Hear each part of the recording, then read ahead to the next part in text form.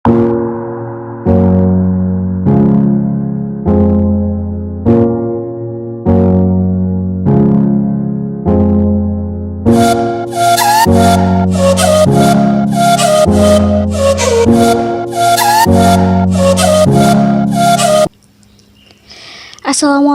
warahmatullahi wabarakatuh. Bagaimana kabarnya hari ini anak-anak? Baik ya. Oke, hari ini kita bertemu lagi dalam mata pelajaran sejarah bersama saya. Kita akan melanjutkan materi yang sudah kita bahas minggu lalu. Namun sebelum kita memulai pembelajaran, boleh dirapikan dulu tempat duduknya, beserta mejanya juga. Kalau ada sampah silahkan diambil. Ya, ini meja yang depan masih ada yang kosong, silahkan diisi terlebih dahulu. Yang mengantuk di belakang boleh keluar dulu, kemudian cuci muka, tapi jangan melipir ke kantin. Oke? Sudah siap semuanya? Nah, kalau sudah siap, marilah kita awali pembelajaran kita pada hari ini dengan baca doa terlebih dahulu. Berdoa menurut agama dan keyakinan masing-masing, disilahkan. Berdoa cukup? Baik anak-anak, hari ini apakah ada yang tidak masuk? Tidak ada? Nihil ya berarti? Oke, minggu lalu kita sudah belajar tentang apa? Ada yang masih ingat? Ya, kita sudah belajar tentang proses masuk dan berkembangnya agama Hindu-Buddha di Indonesia, dari mulai teori-teori, kemudian kerajaan-kerajaan yang muncul, sampai dengan pengaruh agama Hindu-Buddha dalam berbagai bidang kehidupan bagi masyarakat Indonesia. Nah, materi tersebut sudah selesai ya. Nah, hari ini kita akan belajar tentang proses masuk dan berkembangnya agama Islam di Indonesia. Adapun tujuan pembelajaran dari materi ini adalah anak-anak nanti diharapkan dapat menganalisis serta memahami teori-teori yang menjelaskan tentang proses masuk dan berkembangnya agama Islam di Indonesia, kemudian dapat menganalisis serta memahami saluran-saluran atau cara-cara Islamisasi di Indonesia. Nah, untuk mendukung pembelajaran kita pada hari ini, Ibu sudah menyiapkan PowerPoint yang akan Ibu tayangkan di depan. Silahkan nanti anak-anak menyimak, kemudian mencatat poin-poin yang penting, namun tidak usah mengcopy PPT dari Ibu, karena nanti Ibu akan mengupload PPT kita di Google Classroom. Jadi, selain ada pembelajaran di dalam kelas seperti ini, nanti kita juga akan ada pembelajaran secara online melalui Google Classroom, seperti itu. Tapi sebelum kita membahas materi tentang masuk dan berkembangnya Islam di Indonesia, Ibu ada sebuah tayangan yang nanti dapat anak-anak simak. Nah, di situ ada sebuah pembelajaran yang dapat kita ambil tentang Islam di Indonesia.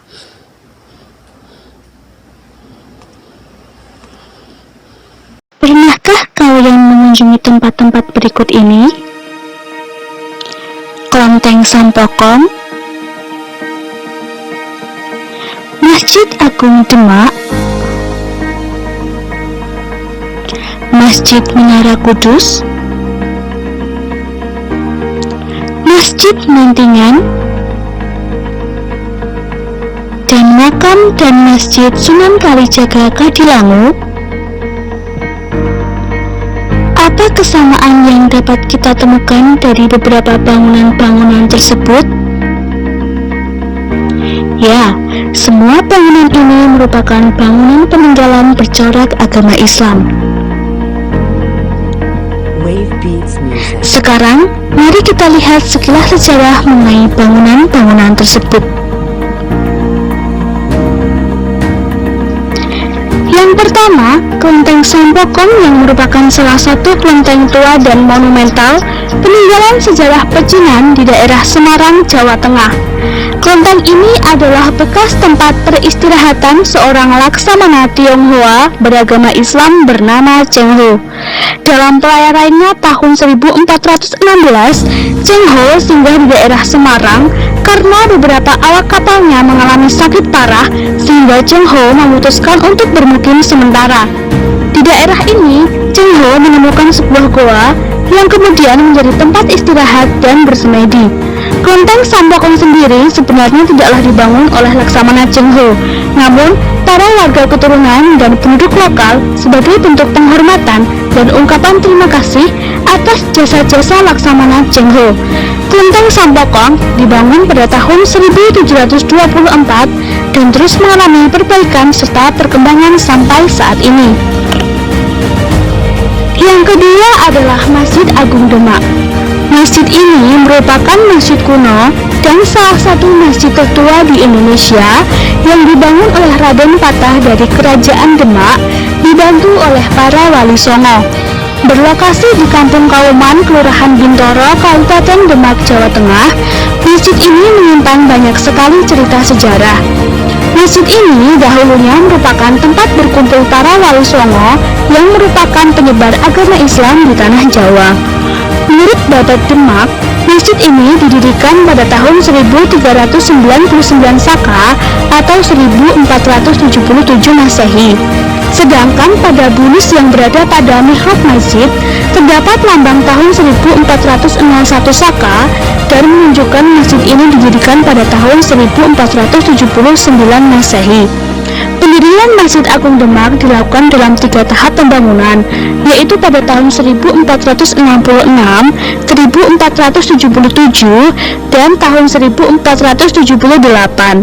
Hingga abad ke-19, Masjid Demak mempunyai arti yang sangat penting bagi kehidupan orang-orang Islam kuno Jawa Tengah. Konon kabarnya, Masjid Demak didirikan oleh Wali Songo dalam waktu yang relatif singkat, yaitu hanya 1 malam saja. Yang ketiga adalah Masjid Menara Kudus yang terletak di Kabupaten Kudus, Jawa Tengah. Masjid ini merupakan salah satu bukti peninggalan sejarah adanya penyebaran Islam di tanah Jawa. Masjid ini didirikan oleh Sunan Kudus sejak tahun 1549 Masehi atau 956 Hijriah.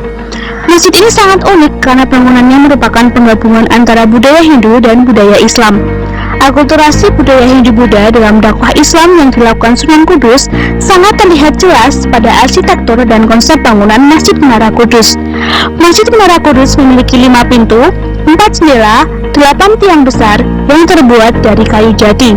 Keberadaan bangunan menara di sebelah tenggara masjid yang bentuknya seperti bangunan candi khas Jawa Timur ini merupakan suatu hal yang sangat unik. Menara, gapura, padureksa, dan candi bentar menunjukkan sebuah sikap toleransi yang telah dibangun dan berkembang sejak masa itu. Yang keempat adalah Masjid Mantingan di Desa Mantingan, Kecamatan Talengan, Kabupaten Jepara, Jawa Tengah. Masjid ini diperkirakan dibangun pada tahun 1418 Saka atau 1559 Masehi oleh Ratu Kalinyamat. Dikisahkan Sultan Haririn, suami Ratu Kalinyamat, dibunuh oleh Arya Penangsang dalam sebuah perselisihan. Ratu Kalinyamat sangatlah bersedih. Lalu, ia membuat makam serta masjid di daerah Mantingan. Dalam mempersembahkan bangunan, sang ratu meminta bantuan ayah angkat Sultan Haririn ketika menimba ilmu di negeri Cina, yaitu Ji Huiguan atau lebih dikenal dengan Patih Sunging Badar Duwung. Masjid ini memiliki relief yang menempel pada dindingnya. Gaya arsitektur bangunan memperlihatkan adanya akulturasi antara budaya Hindu dan budaya Cina.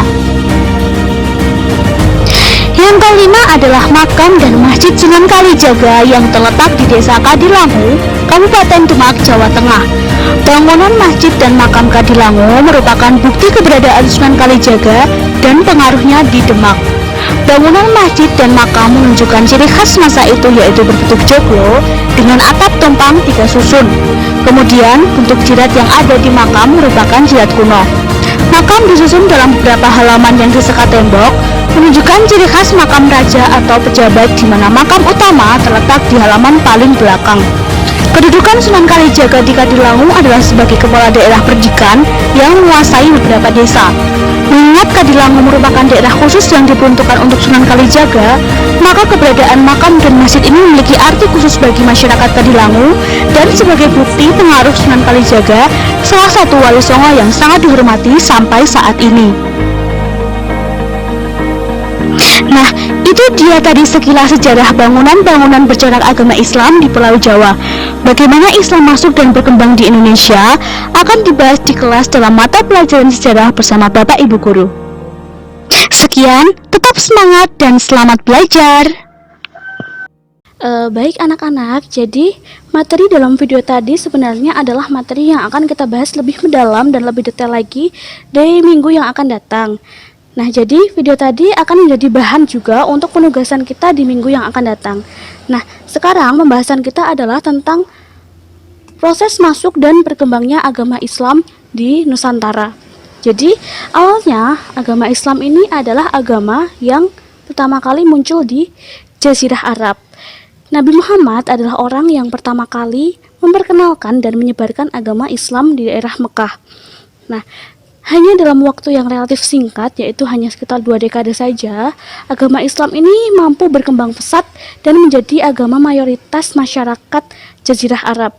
Agama Islam juga mampu berkembang dan menyebar ke berbagai negara di penjuru dunia, salah satunya adalah negara Indonesia.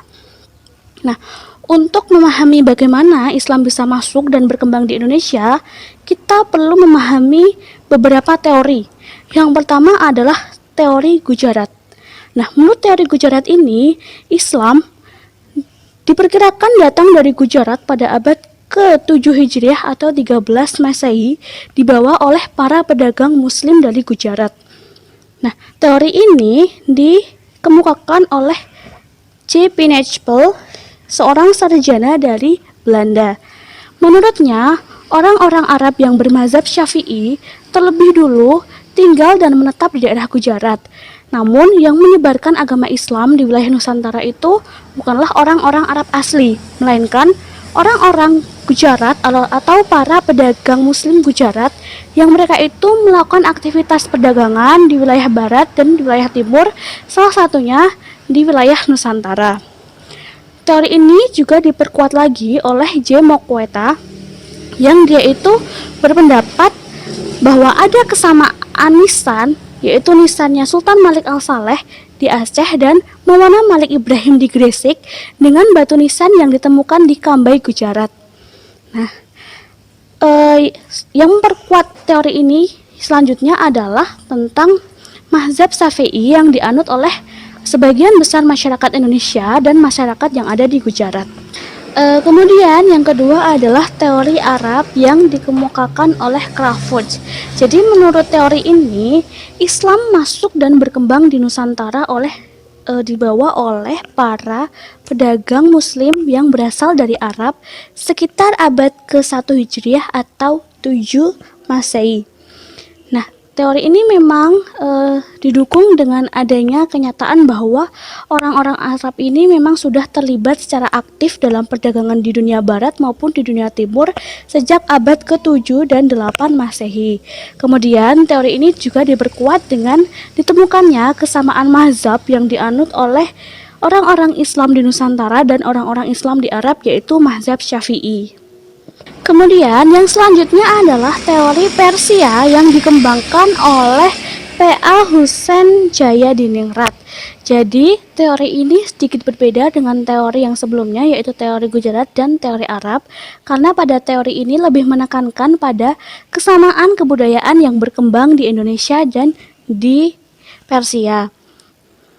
Contoh kebudayaan yang mirip itu adalah yang pertama tentang peringatan hari 10 Muharram atau hari Asyura, yang di Indonesia itu diperingati dengan berbagai cara oleh masyarakat Indonesia, seperti dengan cara pembuatan bubur. Kemudian di daerah Sumatera itu disebut dengan Hari Tabut, yang dirayakan dengan cara menggiring keranda kemudian dihanyutkan ke sungai atau ke sebuah aliran. Yang kedua adalah kesamaan ajaran yang diajarkan oleh Syekh Sidi Jenar dengan seorang sufi asal Iran, yaitu Al-Halaj. Meskipun sebenarnya sufi Al-Halaj ini sudah meninggal sejak tahun 310 Hijriah, namun karya dan pemikirannya ini diabadikan dalam bentuk puisi, sehingga memungkinkan Syekh Sidi Jenar yang hidup pada abad ke-16 itu mempelajari dan mengajarkannya kembali. Kemudian yang ketiga adalah kesamaan penggunaan istilah bahasa Persia dalam sistem mengeja huruf Arab, terutama untuk tanda bunyi harokat dalam sistem pengajaran Al-Quran. Teori yang selanjutnya ini adalah teori Cina. Teori ini menjelaskan bahwa Islam masuk ke Nusantara dibawa oleh para saudagar Muslim Cina melalui aktivitas perdagangan. Ilmuwan Muslim Cina itu mengklaim bahwa mereka sudah memiliki kedekatan dengan kota Arab, yaitu Mekah dan Madinah sudah sejak lama. Ada sebuah hadis yang dijadikan sebagai alat untuk memperkuat teori ini, yaitu hadis Nabi Muhammad yang berbunyi, "Utlubul ilmi walau bisin", tuntutlah ilmu sampai ke negeri Cina. Meskipun ada juga yang membantah bahwa sebenarnya yang dimaksud di sini bukanlah negeri Cina, melainkan adalah negeri Sin yang terletak di India, karena India ini letaknya relatif lebih dekat dengan kota Arab, yaitu bisa ditempuh dengan jalur darat dibandingkan dengan daerah Cina yang itu letaknya relatif lebih jauh seperti itu. Adapun catatan historis yang turut memperkuat teori Cina adalah catatan perjalanan seorang laksamana berasal dari Cina, yaitu Laksamana Cheng Ho. Seperti yang sudah kita lihat dalam video tadi, bahkan di Semarang itu ada tempat persinggahan dari Laksamana Cheng Ho yang sekarang kita kenal dengan Kelenteng Sampokong, seperti itu. Baik anak-anak, itu dia tadi penjelasan tentang teori-teori tentang proses masuk dan berkembangnya Islam di Indonesia. Dari materi tentang teori-teori ini, ada yang ingin tanyakan terlebih dahulu? Belum ada? Kalau belum ada, kita lanjut ke materi berikutnya, yaitu tentang saluran atau cara-cara Islamisasi di Indonesia. Yang pertama adalah melalui perdagangan. Jadi, kesibukan lalu lintas perdagangan di dunia itu sudah berlangsung sejak abad ke-7 sampai abad ke-16 Masehi. Dari sini, para pedagang Muslim, yaitu pedagang Arab, pedagang Persia, kemudian pedagang India, itu sudah lama melakukan kontak perdagangan. Nah, dari sinilah mereka turut mengambil bagian dalam proses menyebarkan agama Islam di Nusantara. Kemudian yang kedua adalah proses Islamisasi melalui cara perkawinan. Islamisasi melalui perkawinan ini dilakukan antara para saudagar atau para pedagang Muslim yang menetap di suatu wilayah dengan wanita pribumi. Jadi para pedagang Muslim ini ketika mereka melakukan perdagangan di suatu wilayah, ada yang di antara mereka itu ada yang menetap sementara, tapi ada juga yang menetap secara permanen. Nah, ketika mereka menetap secara permanen inilah kemudian mereka melakukan perkawinan dengan wanita pribumi. Dari sinilah terjadi proses Islamisasi atau proses penyebaran agama Islam di Nusantara. Kemudian yang selanjutnya adalah Islamisasi melalui cara pendidikan, yaitu para ulama, para guru-guru agama, dan para raja ini memiliki peran yang sangat besar dalam hal Islamisasi melalui pendidikan, yaitu dengan mendirikan pondok pesantren yang merupakan tempat belajar agama Islam bagi para santri. Para santri ini kemudian belajar agama Islam di pondok pesantren tersebut, dan ketika mereka lulus, mereka itu kembali lagi ke kampung halaman mereka. Nah, ketika mereka itu kembali ke kampung halaman, mereka ini dijadikan sebagai tokoh agama, dan dari situlah kemudian terjadi proses penyebaran atau proses Islamisasi. Kemudian yang selanjutnya adalah Islamisasi dengan jalur tasawuf, yaitu proses Islamisasi dengan mengajarkan teosofi, mengakomodir nilai-nilai kebudayaan yang sudah ada sebelumnya, termasuk di sini adalah kebudayaan Hindu, dipadukan dengan nilai-nilai yang ada dalam agama Islam, kemudian terlebih dahulu dimodifikasi sehingga nilai-nilai tersebut lebih mudah diterima di kalangan masyarakat. Kemudian yang selanjutnya adalah Islamisasi melalui kesenian. Nah, Islamisasi melalui kesenian ini dapat kita lihat dari berbagai macam seperti seni bangunan, seni ukir, kaligrafi. Yang paling terkenal adalah melalui kesenian pertunjukan pewayangan yang dulu pernah dilakukan oleh para wali songo, salah satunya yaitu Sunan Kalijogo. Jadi dalam pertunjukan wayang ini, dalam cerita-ceritanya itu disisipkan nilai-nilai ajaran agama Islam. Dari situlah masyarakat kemudian tertarik dan terjadilah dakwah penyebaran agama Islam melalui pertunjukan perwayangan. Nah, saluran yang terakhir adalah saluran politik. Di sini kekuasaan raja berperan besar dalam proses Islamisasi, karena ketika seorang raja yang memimpin suatu wilayah itu kemudian memeluk agama Islam, itu nanti akan diikuti oleh rakyatnya, karena rakyat ini memiliki kepatuhan yang sangat tinggi kepada raja. Dari situlah terjadi proses Islamisasi melalui cara politik. Baik anak-anak, itu tadi materi yang sudah kita bahas hari ini, yaitu tentang teori-teori tentang masuk dan berkembangnya Islam di Indonesia. Kemudian yang kedua adalah saluran atau cara-cara Islamisasi di Indonesia. Dari dua materi yang sudah kita bahas, adakah yang ingin ditanyakan terlebih dahulu? Belum ada? Tidak ada? Oke, kalau tidak ada berarti materi kita sudah selesai. Nah, sampai di sini, adakah yang berani untuk memberikan kesimpulan pembelajaran kita pada hari ini? Ya, silakan. Kesimpulan mengenai materi pembelajaran pada hari ini yaitu bahwa untuk menjelaskan bagaimana Islam masuk dan berkembang di Indonesia, kita perlu menganalisis beberapa teori.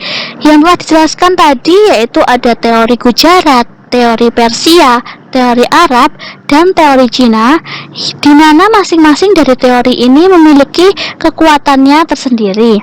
Kemudian, untuk menjelaskan tentang saluran atau cara-cara Islamisasi di Indonesia, itu dilakukan dengan beberapa cara, yaitu melalui perdagangan, pendidikan, perkawinan, tasawuf, kesenian, dan juga melalui cara politik. Oke, baik, itu tadi kesimpulan tentang pembelajaran kita pada hari ini, bahwa Islam itu masuk ke Indonesia dapat dijelaskan dan dapat dianalisis melalui beberapa teori yang sudah kita bahas tadi di awal, yaitu teori Arab, teori Gujarat, teori Cina, dan teori Persia. Kemudian tentang saluran atau cara-cara Islamisasi di Indonesia itu juga melalui banyak cara, seperti yang sudah kita bahas tadi, ada perdagangan, kemudian perkawinan, pendidikan, tasawuf, kesenian, dan juga politik. Nah, setelah ini ada yang ingin menyampaikan hikmah pembelajaran atau nilai-nilai tentang pembelajaran kita kali ini? Ya, silakan. Hikmah atau nilai-nilai yang dapat kita ambil dari materi ini adalah bahwa Islam ini adalah agama yang sangat damai dan disebarkan dengan cara-cara yang halus. Islam tidak pernah memaksa orang-orang untuk masuk menjadi pemeluk agama Islam, namun karena Islam ini disebarkan dengan cara yang damai dan halus, itulah yang kemudian menjadi daya tarik tersendiri bagi agama Islam sehingga mempengaruhi orang-orang untuk kemudian memeluk agama Islam. Ya, benar sekali. Itu dia tadi hikmah tentang pembelajaran kita hari ini, bahwa agama Islam ini adalah agama yang dibawa secara damai dan tanpa pemaksaan. Agama ini tidak memaksakan orang-orang harus masuk ke agama Islam, tapi agama ini karena masuk dibawa dengan cara-cara yang damai, cara-cara yang halus, kemudian mempengaruhi banyak orang untuk kemudian masuk ke agama Islam, seperti itu. Baik anak-anak, itu dia tadi pembelajaran kita hari ini tentang proses masuk dan berkembangnya agama Islam di Indonesia. Sebelumnya ada yang ingin ditanyakan terlebih dahulu? Sudah tidak ada? Baik, jika sudah tidak ada, maka Ibu akan menyampaikan penugasan untuk minggu depan. Ini terkait dengan video yang tadi pada awal sudah Ibu tayangkan. Jadi, di video tadi sudah dibahas ya, ada 5 bangunan. Yang pertama ada Kelenteng Sampokong, kemudian Masjid Agung Demak, kemudian Masjid Kudus, Masjid Mantingan, dan Makam Sunan Kalijogo.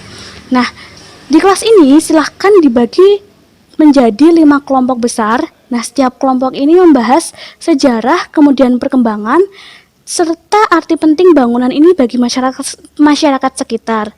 Setiap kelompok silakan membuat tugasnya itu dalam bentuk video. Nah, kemudian nanti videonya akan kita analisis di minggu yang akan datang. Tapi untuk pengerjaannya ini adalah 2 minggu ya. Jadi penugasannya Ibu tekankan sekali lagi adalah kelas ini dibagi menjadi 5 kelompok besar. Masing-masing kelompok membahas satu jenis bangunan, meliputi sejarah, perkembangan, kemudian arti pentingnya bagi masyarakat sekitar, dikemas dalam bentuk video. Seperti itu. Sudah paham? Ada yang ingin tanyakan terlebih dahulu? Tidak ada? Baik. Berarti pembelajaran hari ini sudah selesai. Sebelum Ibu tutup, marilah kita mengakhiri dengan membaca doa terlebih dahulu. Menurut agama dan keyakinan masing-masing, berdoa disilahkan. Berdoa cukup.